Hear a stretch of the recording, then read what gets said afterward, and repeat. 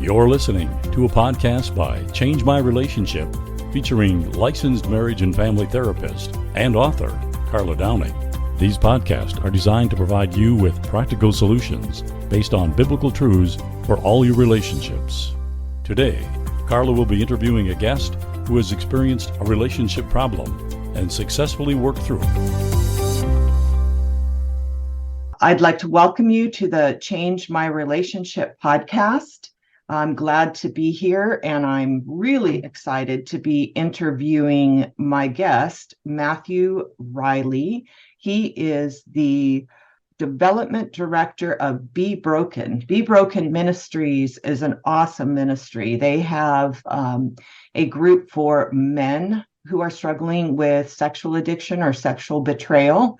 And then they also have a group for their wives. And both of the groups are amazing the way they are structured. They have all kinds of levels of support.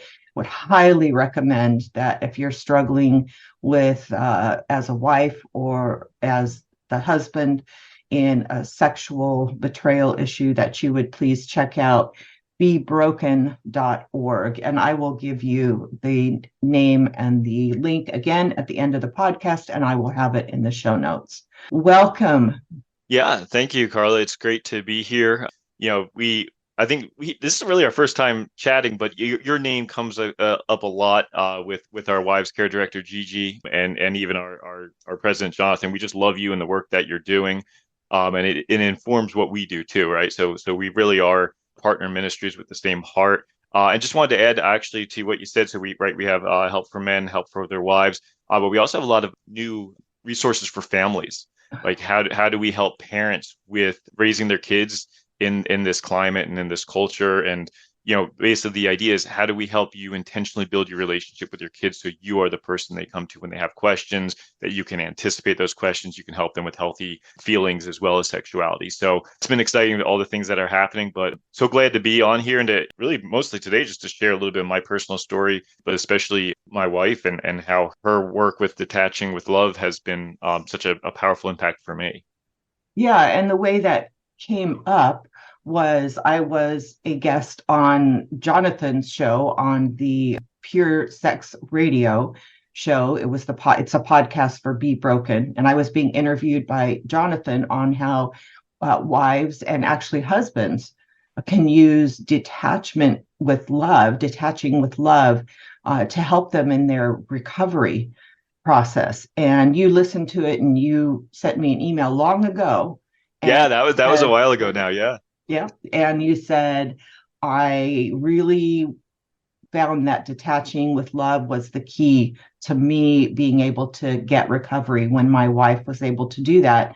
And I said, oh, come on the podcast. And you said, okay, I'll let you know when I'm ready, which was just, yeah. And I forgot to add the personal stuff, which I like to do about your bio. You have been married for 18 years. And you have 4 children, ages 10 to 15. And oh my goodness, that's only 5 years. So and none of them are twins. None so of them 5 years, twins. 5 years, 1 month, and 1 day. Oh, that is a lot of little kids running around for a while in your lives. Yep, three in diapers for a long time.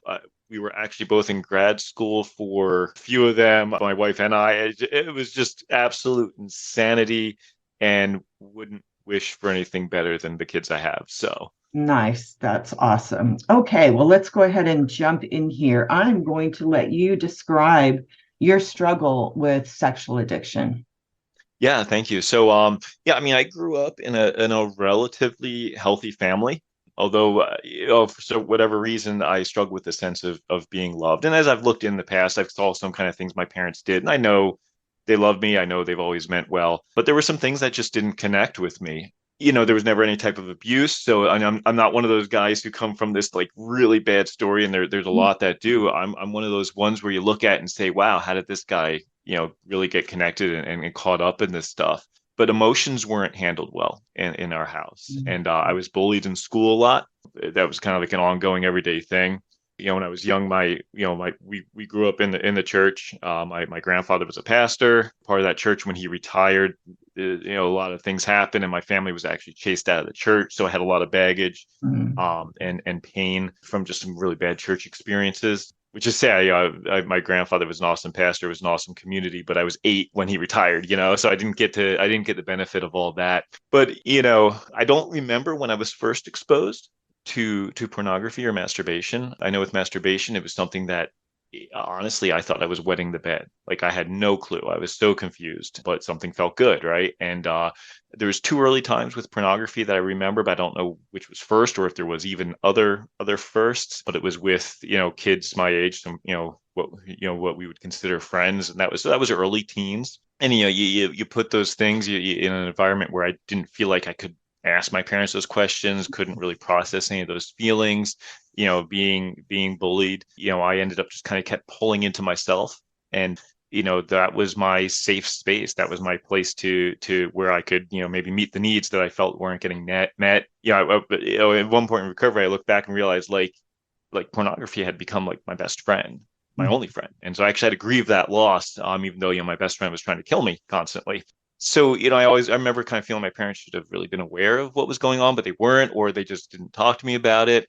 I think very common for me. So I'm early 40s. I think it's very common for my generation to look back and say like, the sex talk we had with our parents wasn't very helpful or informative. And so unfortunately, I think my parents' generation just didn't have that guidance on how to help their kids, right? It was, this one conversation that was usually really awkward. And I hear a lot of guys around my age, it's kind of that same refrain, like, man, like our parents didn't know better. And now we know we don't know better, and we need that help. And so, yeah, as a kid, I was very isolated. So I increasingly turned to myself, had issues falling asleep. And so that kind of played into it as well, kind of as a almost like medicinal to help me sleep.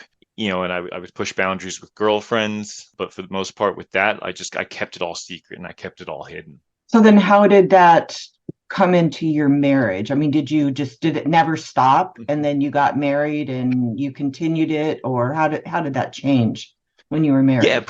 Yeah, pretty much it never stopped. I had heard the refrain, marriage isn't going to fix it. And I believed it in my head, but I think, I still didn't do anything about it, right? I still didn't do it. So I had told her about it when we were dating, but I had already pushed her boundaries that by that point. So she kind of felt trapped in our relationship, actually. We eventually got married. She came home once and caught me looking at pornography. I never had a physical affair, but certainly with the pornography and I do consider that an affair. I would have this cycle of acting out that sometimes would be months long, sometimes would be short, and I just with the months long ones, I'd always think, oh, see, I'm getting better, I'm okay, but I would just keep it secret, keep it hidden. So it was twice, I guess, when we were married that she had found out that nothing then really happened from that. We'd go to counseling or we'd get help, and I thought I was doing some good things. She thought she was doing some good things, but really what was actually going on was I was, you probably use the term gaslighting on your show, so I'm pretty sure people are probably familiar with that. Just the idea of like saying stuff in a way that just makes the other person seem like they're wrong. And, I think a lot of times the hard thing with gaslighting, and at least in my experience, not only was I gaslighting Katherine, but I was gaslighting myself. Like I didn't even know I was doing it. I didn't even know I was wrong. And I was, I wasn't actually, like the things I was saying weren't actually real. I was just that far gone in my confusion. And so those 2 times, like nothing happened, no progress was made because we were just stuck in this cycle that we didn't even know we were in. Interesting. So, and that's also called denial, that and that's how deep denial can go, is to the point that you literally are thoroughly convinced. It's not that you're lying about it. It's like you really, really don't think that you have a problem at that point. Yeah. I think sometimes that word denial can be confusing because you assume with denial, it's the truth and you're denying it. But oftentimes you don't even know the truth. Like you don't know how bad you have actually become because you get so used to dividing things in your life. Say, well, I just have a porn problem, or I just have a masturbation problem. It has nothing to do with the rest of my life. And I really believed that, despite all the evidence to the contrary, that no one really ever showed me or connected with early on. How did it switch from that level to where it began to affect your marriage to where it became a problem? Yeah, so that would be then the third time that it came out. And interestingly, the first time before we were married, I had actually approached her with the topic. Mm. The three times during marriage were all times that she either caught me or I was in such a corner that I couldn't lie anymore, right? And so we had actually just come home from living overseas. We worked as I call it international workers because I don't use the M word because of where we were. It was we had to be careful with where we were, but we had come home under duress. Some really rough, horrible things had happened during our last year there, and so our lives were just in total chaos. And I remember we had been back in the States for a few months and she made this one comment. She's like something along the lines of like, well, how have you been able to like stay free from pornography through all of this? And, I was just at such a low point that I said, I've been back into it. And again, it wasn't me coming out and saying, hey, I need to like confess this. It was me just not being able to hide anymore. So I revealed that it had been about 2 years of having been back into it, and my wife went totally cold at that point. And from what I had known talking with different people, like I usually when a wife hits that point where she's just like the emotions are like gone, a lot of time that's indicative of the marriage not going to make it. And so I was terrified at that. And the same cycle began again. The me gaslighting, the me not really understanding what was going on or how to actually change it. And so I started doing the same things I had done in the past to try to make it better and to fix it. And we had this couple that was actually helping kind of mentor us from being on the field to being back in the States. And so as they were mentoring us, all this had come out. And so he called me one night and he said, look, Matt, I know you don't know me that well. I still don't know you that well, but you need to listen to me and you need to do everything I say without question. And that was one of the biggest moments for me because at that point I realized that my thinking was totally off base. I would use the word insane, right? Like my whole understanding of everything, my way I was trying to deal with it and fix the problem was just not right. It wasn't going to work. And that was kind of the first time where it started to sink in that, wait a second, I'm not going to be fixing it if I'm trying the same thing over and over again. I slept on the couch for a few weeks. At one point, my wife asked me to go stay in a hotel for a weekend, but we began to talk and we began to have these late night conversations. I began to be a part of a 12-step. I did Celebrate Recovery for a while, currently do SA, but started working through that, started working through a daily workbook, and started to kind of there was some growth and there was some practice there. Or there's some growth and there was some healing there, with all our conversations. And it was probably a long time before I realized, okay, like divorce wasn't going to happen. It was pretty scary at first, and I think that was one of the early things that helped me to be willing to take some of those steps once I realized that they needed to be taken. Detaching in love is one of the 10 principles that I teach in my difficult relationship class. It's simply being able to separate yourself from your spouse's choices, feelings, actions, and reactions, and letting your spouse be responsible for himself and his own recovery. A wife would be able to work on her own recovery at the same time while treating her husband with dignity and kindness. You told me that your wife's success in detaching with love was one of the things that helped you move into recovery. Can you explain what that looked like and why that was so helpful? Yeah, one of the things I would say is probably at least within my first year of recovery, and I'm about 3.5 years now into recovery. Probably about that first year, if you had asked me, and my wife actually occasionally did ask me, like, was I doing it for me or was I doing it for her? I could honestly say at that point that I wasn't sure, that I was probably more doing it for her and saving the marriage. And it took about a year in recovery before I really knew in my heart that, yeah, I'm starting to actually do this for me, which is where you need to be, right? That's kind of the healthy point. Catherine's ability to detach with love was, I would say, a big part of that. So kind of a joke. I guess I'll start this off with. So earlier this week, I had not even mentioned to my wife that I was doing this podcast, right? But we know we can share each other's stories, and like that's something that we have set in our marriage. So the other day I was like, oh wait, hey, by the way, I'm going to be on Carla's podcast. And I was like, I just totally forgot to tell you. And she joked, she said, I'm so detached, I don't even know what you do all day. Uh, which is a joke, right? Because that's, I think a lot of times when we think of detachment, like that's what we think of, that you just have no connection with the person. Right. And she could say that as a joke, and we both laughed because we knew that that's not what that means. And that's not what we do. So, kind of going back. So as God's timing had it, because of all the distress that we had leaving the international field, we were actually scheduled to go to a 4-week, which turned into a 5-week inpatient program. We called it jokingly and lovingly life rehab. And that was just for those things. But obviously, when my pornography use and all came to light, that ended up being a lot of the focus, which was in a way sad, because I think it hurt a little bit of the chances to heal from other areas. But at the same time, I think that was more of an underlying issue than we realized. So it helped. And so I would say that's where she began to really learn about detaching with love. Started to understand what that was. I began to heal from past traumas and issues. I did a full disclosure during that time with her, with the help of a counselor, which is that is always how it needs to be done. As I would heal from the past, I would share some of that stuff with Katherine, because she wanted to know those things. She wanted to know, who I am. She wanted to know, my experience in my life, because it got to know, it allowed her to know me better, as I was getting to know myself.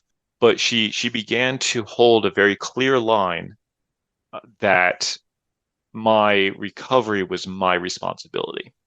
That it wasn't her. She was not going to be checking in on me. She was not going to be making sure I did the work. Now, we had some boundaries set up. If I went places, she needed to know where, she would like to know where I went. But a lot of times I took the initiative on those things, because she was learning to, hey, like, you know what? He's got to make these choices. And so then when I realized, like, hey, some of those choices are going to be, hey, by the way, I'm going here tonight, or, I'm doing this, and letting her know. She always had reserved the right to ask questions about how I was doing, when it came to that stuff. She often doesn't. She doesn't feel the need to, but she's allowed to, right? And so it was some of those things that really helped, because it was, her not checking in, her not kind of taking on this mom figure, really helped me realize, okay, like, I'm responsible for this. Like, if I really, early on, if I really want, my marriage to heal and whatever, but then, further along, if I really want to heal for myself here, if I really want to be a healthy person and full in God, like, I have to take that responsibility. And that was a big difference from the past times, where she would be setting up the accountability software. She would be doing this, she would be doing that. And now, it was up to me to, hey, am I going to start going to a group? And she told me once, she's like, that's your choice. And so that was helpful. But I also knew, and she would, we made it clear, like, those things have to happen. Like, if we're gonna heal, if we're gonna grow. And one of the things I think that also kind of helped with detaching was, we had this habit of, we were both youngest children, which is not always great in marriage. But we would have this habit, if something, negative happened in someone's life, we would share it with the other one, and we'd both get worked up. We'd both get, mad and angry, and we'd kind of play off of each other. We always thought, oh, we're building teamwork, right? We're being close, but really it was just tearing us down. And she stopped doing that. She was able to detach in that way. And if I was having a rough moment, to be able to not, share her opinion necessarily, which, she'd want to defend her husband and whatever, but she would actually not get into that. And that helped us to both begin doing that. And so now that's, a healthier place, but because she made those choices that, hey, she wasn't going to take on those roles anymore.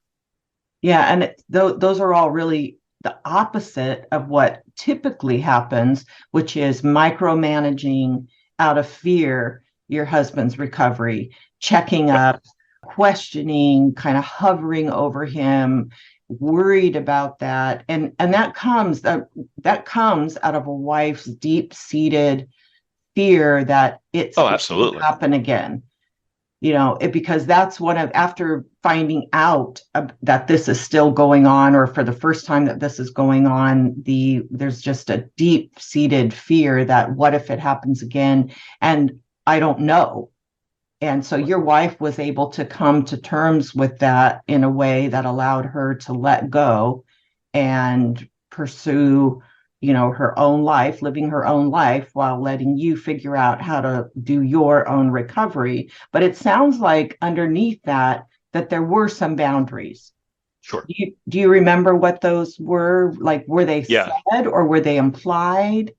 Some of them, we kind of had both. We had subtle, we had also implied. I guess those are the same. We had the implied ones. We also had the firm ones. But again, just kind of, that was the third time in marriage before that kind of stuff happened, right? So like the previous times, like her pain, her hurt, she wasn't able to make those steps yet. And so really we just happened to be, we were both at the same time, because a wife can make those, you can learn how to detach with love and make those steps, and the husband can still choose not to. And that's like the hardest thing, right? Yeah, with boundaries, our marriage has become totally different, and some of those boundaries have been helpful. It used to be, I used to have an anger problem as well. And I didn't know I had an anger problem because I just thought I had a porn problem, right? And I never yelled at them, I never hit them, but there was this always this seething anger. My kids now can laugh about angry dad. Katherine can even bring it up, and there's still triggers for her, right? There's still those things that happen, but we now have more fun than we ever did before, and I feel closer and I feel more love, and I think that's the key to detaching with love. As I healed, I could begin to receive that love from her, and as she healed, she learned how to really to show that love in a helpful way. Okay, so what boundaries did you have with your wife? Yeah. So I think this is where detaching with love really showed itself and became powerful for us. So she was, again, like I said, very clear with me that recovery was my responsibility. It wasn't hers. So she, said that very clearly, but then she also backed it up with her actions, right? So in some ways it was, that clear boundary, but in others, like, she would do these things, not necessarily tell me, but those things that clearly played out with that, right? Not getting me worked up or angry. Well, that was clearly part of that boundary, right? One of the things she did, she actually wrote up a chart that showed how she would respond to certain actions. Oh. And so part of that was, these things happen. It's divorce. Like, that is my boundary. That's my line. And that had to do with, if it was if there would be a physical affair, if there was, anything with child pornography or anything, that would be her firm boundary. But then she set other boundaries, said, okay, if you do go back into it and it's, and it's been, multiple times over multiple months, the boundary is going to be you move out for a few months and we see, what we need to do. If it's been more than 24 hours, kind of an in-home separation. And then she said, if you do have a slip, if you do something, here's what I want you to do within the first 24 hours. And at the end of the 24 hours, you come and tell me, but not tell her all the details. It's come and tell me that you've done the work, come and tell me that you're open to asking questions, and then let me work my plan. And now she's never shared her plan in that with me. So I don't know what that would look like. And unfortunately, we haven't had to find out. But that was one of her boundaries, that she wasn't going to tell me what her response would be within if I follow that 24-hour boundary. And that's kind of been helpful because, like, as I it puts a little fear in there, right? But at the same time, there's also that love that I've had. So those two things can mix together to help me with that. The times if I do share with her that, yeah, like, I'm having a rough time, there's been a lot of temptations or whatever, which sometimes we'll share in a healthy way. Usually her first question is going to be, have you talked to someone else? Yeah. Right? She wants to make sure, hey, are you sharing this because you just want to share about you and we want to grow in our relationship? Or are you trying to make me into, she doesn't say all this every time, but are you trying to make me into your accountability? So again, I know that's a boundary. I know if I'm having a rough time, yeah, I'm going to reach out to either my accountability guys, I'm going to reach out to my sponsor. And then if I feel like, hey, like, I think this is something important to share with her, then I'm going to do that as a step of building relationship, not as a step of, hey, I need you to fix me. Yeah, I like that because one of the things that happens in sexual addiction that really gets couples kind of stuck is the wife has that fear of it happening again and her not knowing. But right. So she might say something like, you have to tell me, but then if you do it again, it's divorce or it's separation. So the guy's like, okay, if I tell and this happens, then this is what's going to happen. So I don't want to tell. But yet the wife, yeah, it's a hard spot. Fear of it happening. So they really get stuck in that area. So it sounds like you guys were able to work out a very workable, mutually respectable way to manage that. And I like that you said it was, it was obviously her setting her boundaries. It was what she needed. But I think detachment played a big part in that, because she was not acting out of fear. I can just, in your description of what the boundaries were, I can feel her strength and her resolve, but also her detachment. Her basically, like you said, handing this back to you to manage. And a wife never needs to become her husband's sponsor, accountability partner, only person. And it is for you clearly to work out with your accountability partner. She does, like you're saying, to bring closeness, to bring honesty, to bring openness. So she knows what's going on so that it isn't done in secret. But did she actually go to a program, or is it just her time that you did at this intensive that helped her do her time like this? Her time at the intensive was a big part of that. She is a part of S-Anon, which is for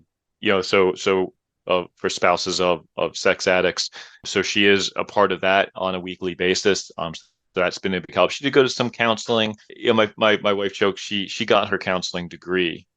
She never practiced, but she had gotten her counseling degree, and she said, "Man, I'm like the worst person for a counselor to deal with, because she's never found that to be a comfortable place to really deal with things." But in an S-Anon group, through that kind of life rehab that we had, that's where she was able to start learning some of those skills and to start doing some of the healing that she needed to do, and continues to do that.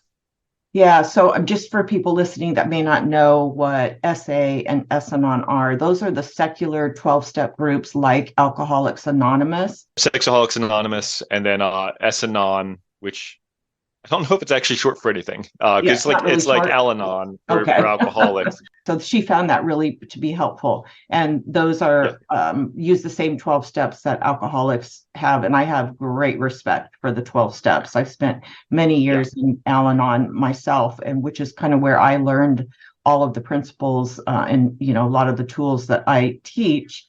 And they work. They're fantastic. And it does teach detachment very clearly in that program.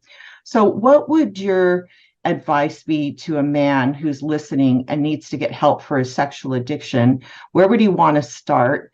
And why is it worth the hard work to get sober and disclose all those difficult details to his wife? Yeah. So one of the things I do about once a week or so is I read something that I wrote that recounts the benefits of recovery, but also the results of not being in recovery. And so that's been something that's really helped me. And this wasn't something I was able to create at the beginning. This came into play later when I actually started to live out some of the benefits. And that can be one of the hard things, I would say, for a guy who is struggling with this thing, where you don't think that you're going to be able to have your emotional needs met or your physical needs met or whatever.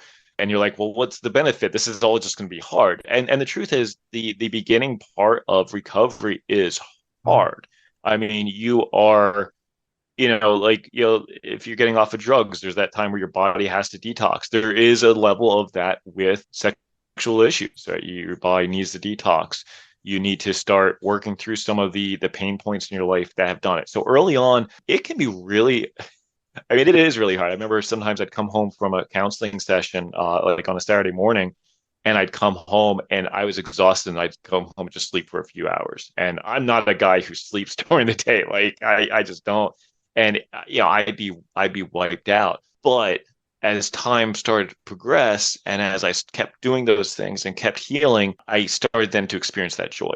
And I started to experience not only more of an inner joy, but also more joy with my relationship with my wife, more joy with my relationship with the kids.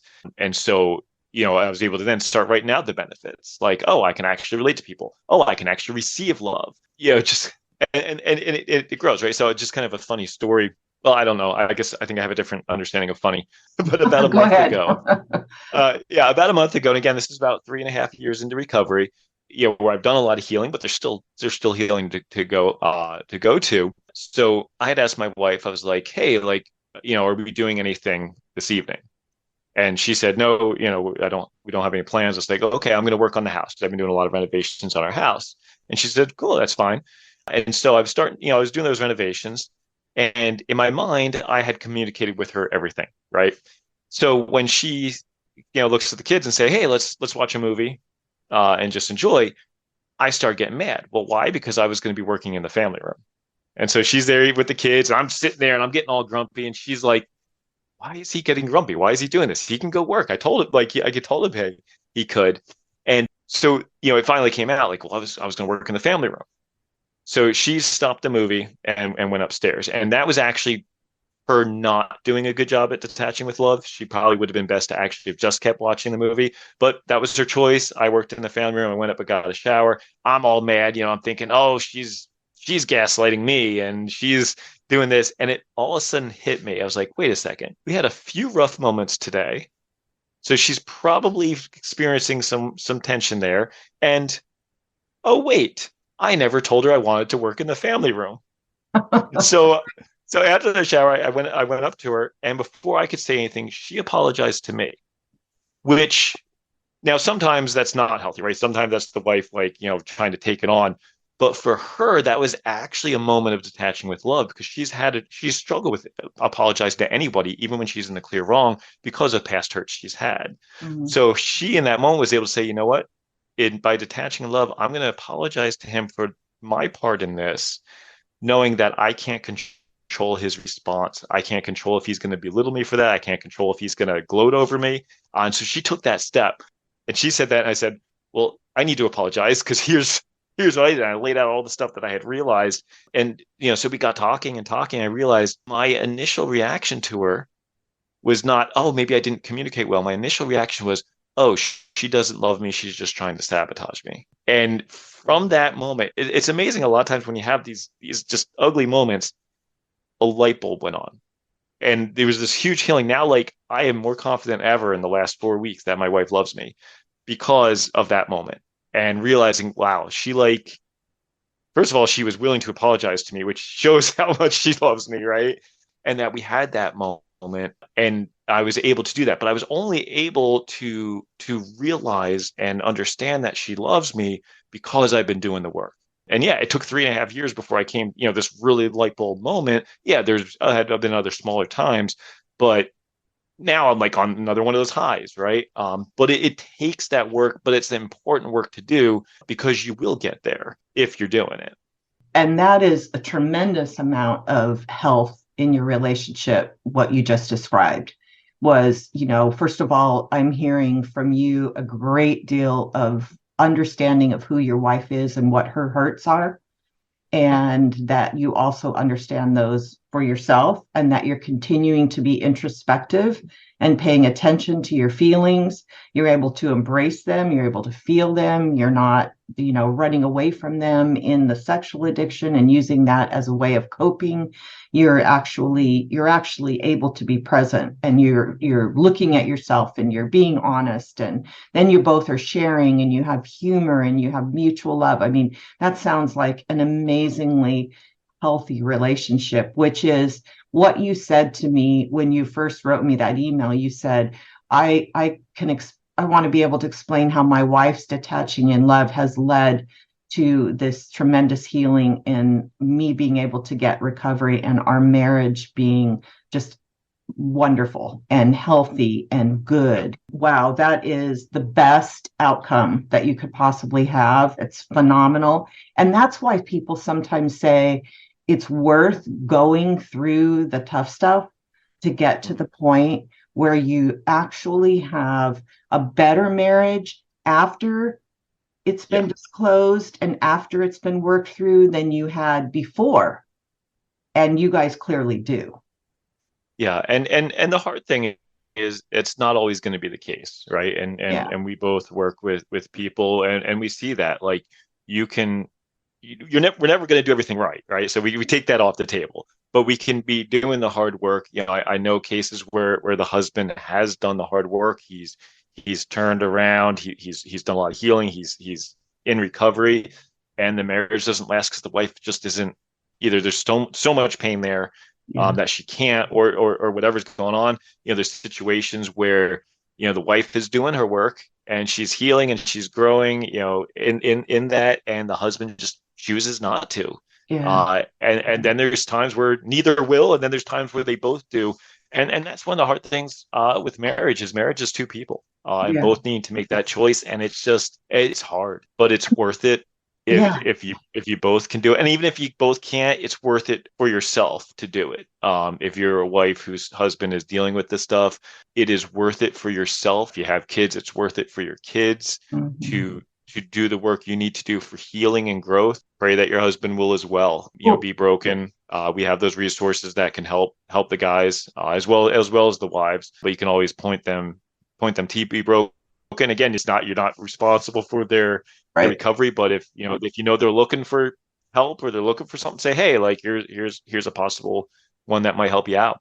Or get help yourself first, and that Oh, has always, yeah. effect on as the wife, that would have an effect on the way that you're handling this, which can lead your husband to, one, desire recovery, or two, feel that, yeah, there's a chance for me if I do have recovery. So just give me, a couple things that a wife could do to help her husband while also being true to herself as her husband's dealing with the sexual addiction, and a couple things she should not do. Yeah. So I definitely would say, if you have a husband who is dealing with that, yeah, you need to start working, whatever program you need to do for your help. You can control you, right? You can't control him. We have resources at bebroken.org for that. But you can also, as even after you've started, or at the time you're starting, you can let your husband know, like, hey, there's some ministries out there. Maybe you want to check out bebroken.org. You can't do it for him, right? You can't just keep sending it over and over again, like, kind of, what we would say is pestering, because it's not going to work. It's even if he does it, he's going to do it grudgingly, and he's not going to be in the mindset to do it. So you can offer, you can lead a horse to water, right? But you can't make it drink. But again, it's important to, keep yourself from being responsible for him taking those steps. So the hardest thing for her to do is the fear that she has that he's going to do it again, that it's not going to stop, the pain that she has, and yet be able to get to that place of detachment, which allows her to let go of his recovery and continue to get help for herself, and kind of turn over to God almost. It's like, God, whatever this outcome is, if the marriage works, if it doesn't work, I recognize I'm affected by this. I need to get help for me. And I'm just going to let go of what's going to happen right now. And I'm going to keep getting help for myself as a woman. And I'm going to turn my husband over to you, and you can figure out, like, take care of him. If he can get help, let him get help if he's going to get better. And right now I'm going to turn that outcome of this marriage over to you, which is really difficult to do, but it is possible. Your wife did it. Yeah. It can be done. I've got lots of tools in my classes. I teach detachment as one of my 10 principles. I've got lots of videos on it on YouTube. I have lots of written material on that. I have a 365-day devotional that people can get that teaches all of these tools that can help you to pursue your own recovery while you're letting go of your husband's recovery. I have to just tell you, I love your honesty. I love your level of health. You're clearly really working a great program and being very responsible for your own recovery. I think that's a beacon of hope for those that are listening who are caught in this, and to realize, hey, I can actually get to that point. And you're saying 3.5 years is a long time. That's a short time in a lifetime of addiction. Three That and it a is. half years is That really, is. and I don't think you just arrived at this place 3.5 years into it. I think you actually got to a really healthy place in your marriage and within yourself way before that. It just happens to be 3.5 years and 2 years sobriety. Yep. And we see time and time again, that's how the grace of God works, right? We do those things that help us put ourselves in the path of grace. And then on God's timing, he then, boom, hits us with it, right? So like I was doing those things to help me understand that I'm loved, right? I was doing that hard work, and I was having some growth in it, but then God takes this moment and does a great thing. You know, this is hard, right? Like this is hard for wives because there is the fear, there is the uncertainty, there is the unknown. Unfortunately, there's no way to do anything about that, right? Yeah. And so I think it's always important for the wives, like, get help, find someone who knows what they're talking about, right? Carla knows what she's talking about. She can, usually I think can direct to counselors who know what they're talking about, or other coaches that know what they're talking about. I would always kind of caution, like, don't make the choices on your own of what your next steps are going to be. Yeah. Because when you're in that amount of pain, that amount of hurt, it's hard to do that. And even when you're starting to detach with love, like sometimes you're going to go through those movements and those and make those steps, and you're not going to feel it. Mm-mm. But that's okay, right? Yeah. Like if our feelings we can't control, but we take those steps and we allow our feelings to move in that direction. But that takes time, but we can still take those important steps as we move along and get wisdom from others. We're not made to make these choices alone. No, definitely. If there's anything that needs you to get help for both the husband and wife through this process and thereafter, like you said, you're both still in a recovery group, it is sexual addiction. I just want to thank you for this. I think this was a wonderfully healing and eye-opening conversation that we've just had, and I want to thank you for initiating it and by offering to do this. And this is your first time you've talked about it, right? Openly. So this is the first time I think I focused more on my wife's side of it, kind of the detachment part. I did share actually on Be Broken's podcast, so Pure Sex Radio. I do tell my story. So focus more on me on that one. But that wasn't that long ago, and it was hard. And it's hard telling the story. Yeah. But I've also discovered that it is so important because men have a tendency to think they're the only one, right? They think, oh, no one else is dealing with it, or maybe it's not that bad. When we talk. When I talk to guys, like I want to be clear, like what guys we're talking to, right? Like, we hear maybe sex addicts. Well, I'm not a sex addict. Well, if you're a guy, has looked at pornography sometime in the last few months, like if you masturbate, if you look at the swimsuit edition, if you play through sexual scenarios in your head, including those with your wife, if you kind of touch your own body for your own self pleasure or self-soothing, like, you're a guy who could take some steps in healing. You need to take some steps in healing, and it's worth it. Yeah. And it's beautiful as you go through that and go through some of those difficult times, and you arrive in a place you never thought was possible. That's both for the guy who's struggling with that and the wife who's going through healing from the betrayal. And you can get to a beautiful place that gets even more beautiful. Yeah. Well, thank you so much for being on Change My Relationship podcast. And for those that are listening, I hope that you'll come back and listen to other podcasts, and that you would also share this with your friends. Thank you for listening to this interview on Change My Relationship. We hope you will subscribe to these podcasts and share them with your friends. Carla would love to hear from you. She welcomes ideas for future podcasts, as well as your feedback on how the podcasts have helped your life and relationships. You can email her at Carla@changemyrelationship.com. For more information on Change My Relationship and Carla Downing's ministry, including her books, studies, devotionals, podcast, and YouTube videos, visit changemyrelationship.com.